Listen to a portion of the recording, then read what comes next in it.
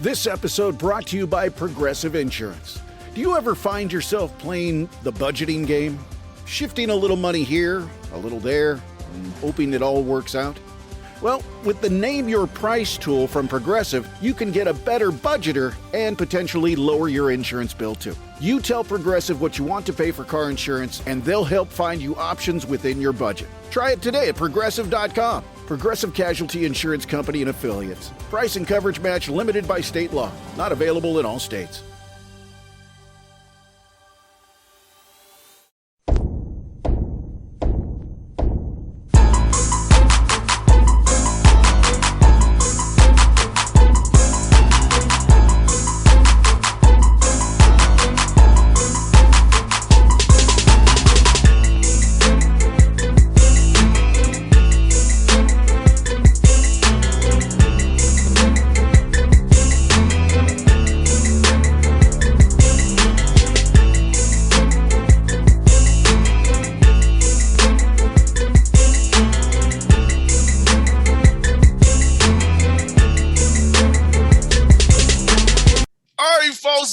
Bossman, so friend of the show, Dana Ford, Missouri State Bears with me. Dana, what's up, man? How you doing, brother? I'm doing good. How you doing? I'm great, man. Hey, man, I was gonna tell you on Facebook. I saw a memory when we went to the wrestling event with me, you, and the kids. Oh yeah, the WWE, wasn't it? Yeah, Pop. I remember that we went to that wrestling event that day. It was a fun night there, man. Oh, that was a good time, wasn't it? Yes, it was. Yes, it was. Hey, man.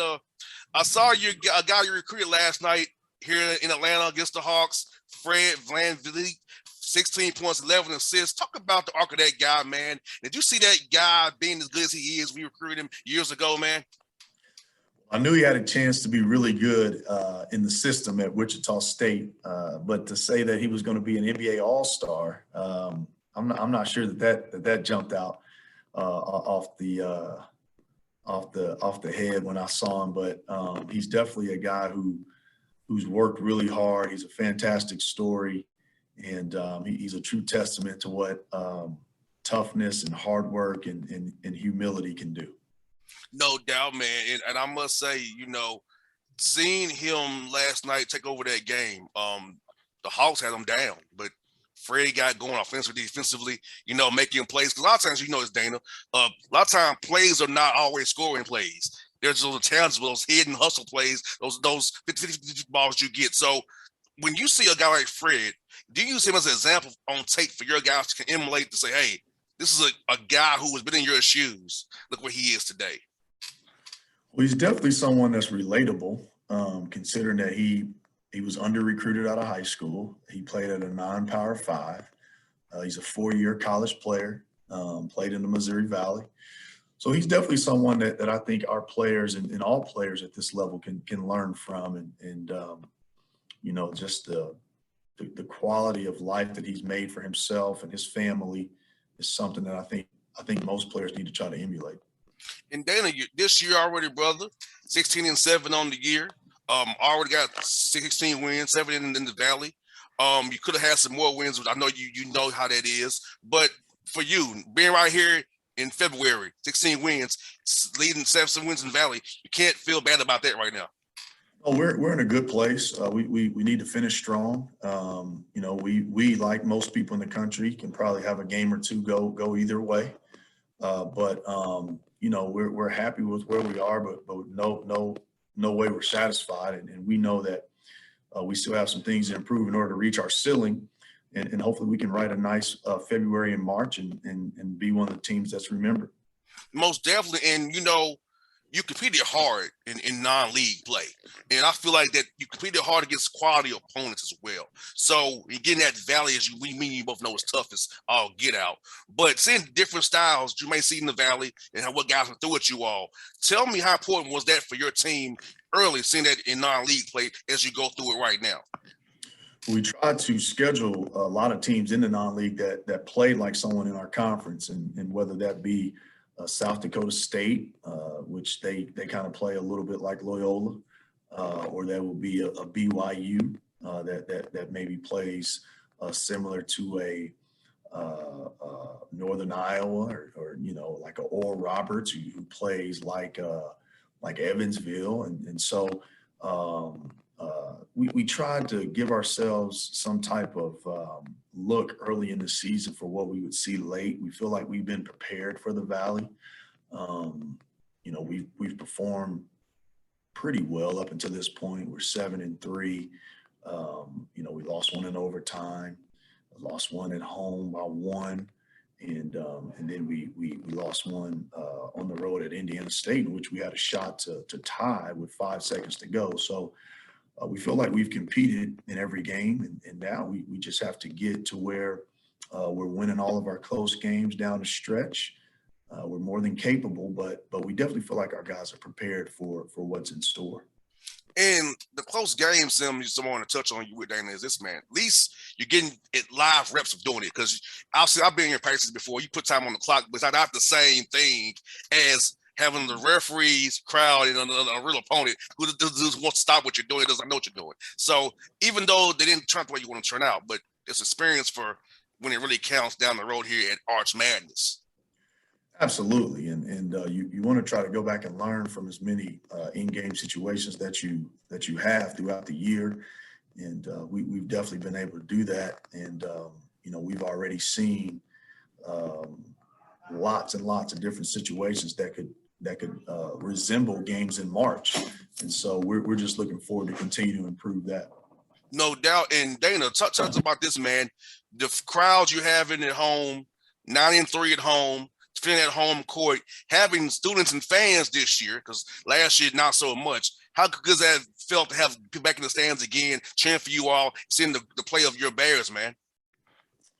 It's always helpful when we have a good crowd, in particular our student section. I think a lot of energy is produced, throughout our building when our student section is live and full, and we've had really good student turnout this year.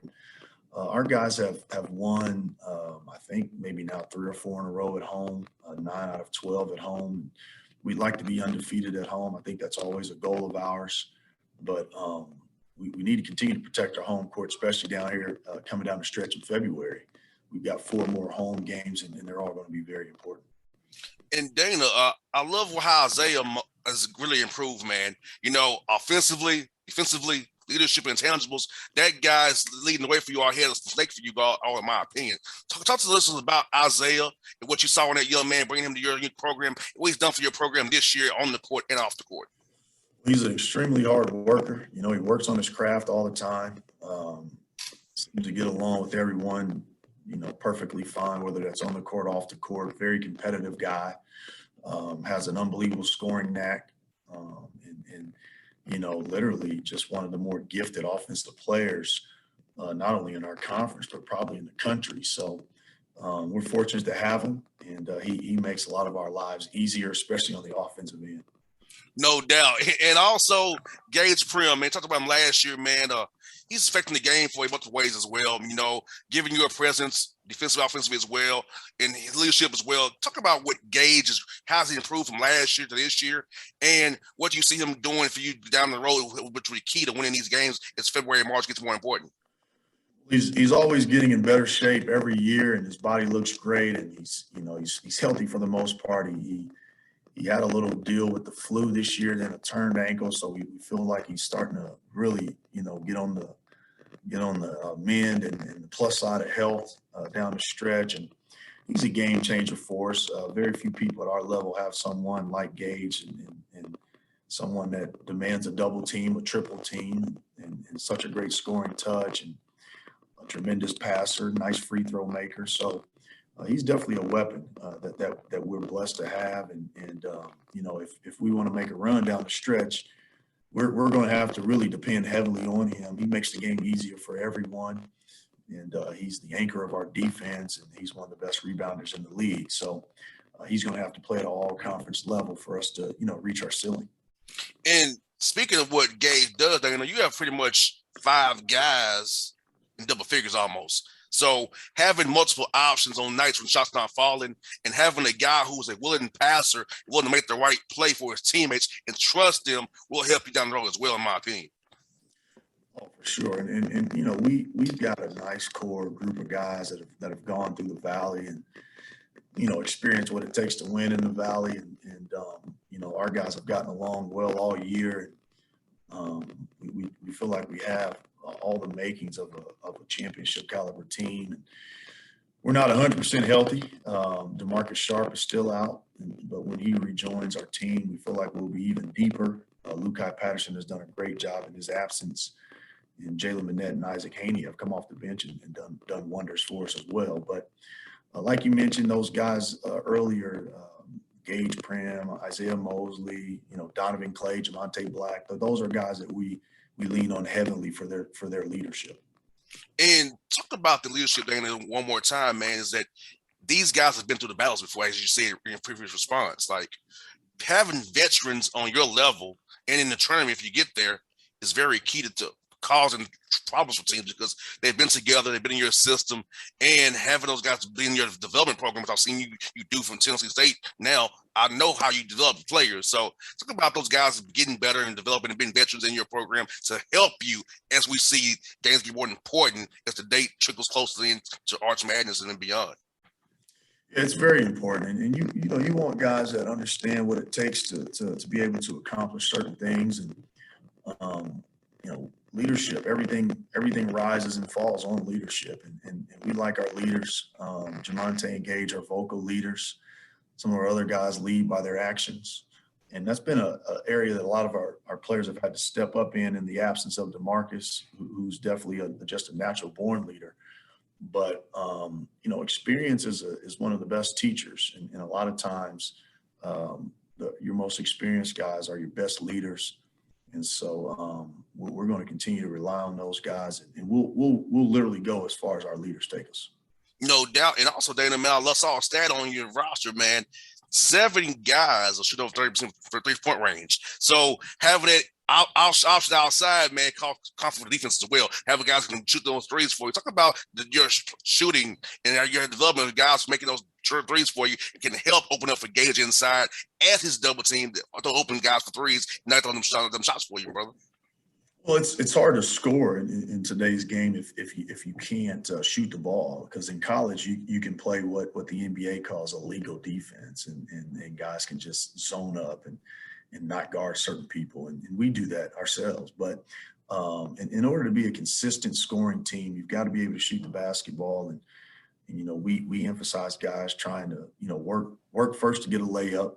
And then if we can't get a layup, then we're looking to maybe get fouled. If we can't get fouled, let's try to get an open three. So our guys spend a lot of time in the gym, and we try to recruit guys that are capable shooters from day one, and just continue to groove it. And you know we still have areas to improve offensively coming down the stretch, but definitely being able to make shots is one of those things that makes us difficult to defend. We got you to Carbondale coming up. Dana, tell me about that matchup with some of those guys on film, man. Yeah, so this will be our second time playing them. Very tough physical team. They like to grind it out, so we'll have to have a lot of discipline, a lot of toughness. We'll need to be assignment correct on some of their marquee guys like Lance Jones and Marcus Domass. So a nice balanced team and a tough environment.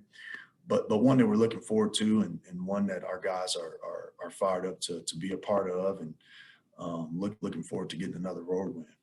And Daniel, the Valley's growing, man. You got UIC coming, Belmont and Murray State, 2 people you've played before, and Matt McMahon and Casey Alexander.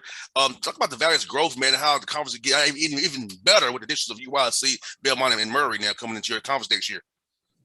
For sure, and unfortunately, you know, we lost Loyola, and so that required some additional changes to be made, and you know, in our case, we added, and so I think it's good for our league when you think about programs with the rich tradition of Belmont and Murray State. Those are win-wins anytime you can get those guys to join your league. And then UIC is a university that has a lot of potential. They've got just as much potential as Loyola when they joined the Missouri Valley. And we know the market of Chicago has been good for the Valley ever since Loyola made their run to the Final Four. Great sports city, nice recruiting city for most teams in the Valley. So just makes a lot of sense to try to continue that type of relationship. And, you don't like to lose teams. Over the years, we've lost really good programs, whether it be Creighton, Wichita State, now Loyola. But now we're starting to add some programs, Murray States of the world and Belmont. So those are programs that historically over the last 10, 15 years, probably even more than that, have been really, really good mid-major programs. Selfishly, I'm glad I can see you. Selfishly, I'm glad that I get to see you. So selfishly, I'm happy and happy, man. I'm happy. Yeah. We'll be looking forward to seeing you down there. Now, Data, I got two more for you, man. Super Bowl, Rams or Bengals? Who you got, man? Wow. Well, since the Chiefs aren't playing, I don't know who to root for. My son is a big Chiefs fan. I guess, you got to root for the team that put yours out. So I guess I have to go for the Bengals. Well, I'm indifferent. The Falcons nowhere to be found, so I'm just going to enjoy the game. Oh, I hear you, man. No doubt. And finally, hey, how's the Dirty Birds back? Yeah, we gotta get it going, man. So last one for you, brother. How's the family doing? The wife and the kids, man, and how they been doing, man? Everybody's doing great. I'm gonna tell my wife that we spoke today. I forgot to mention it this morning. She'll be happy to see you. She's gonna be making those trips down to Nashville as well. She's excited. We've got 5 now, and so our house is full, and we've got our own starting lineup. No doubt. Well, I need some Missouri State getaway, man. I gotta have something to wear when I come to make sure they know it. I'm here for him. Nobody else. I'm here for him. Cheer for him. We're gonna get you taken care of. All right, buddy. Hey, man. Thank you for your time on this, buddy. You be safe. I'll see you soon, man. All right, boss. Be good now. You the man. All right. See you, brother.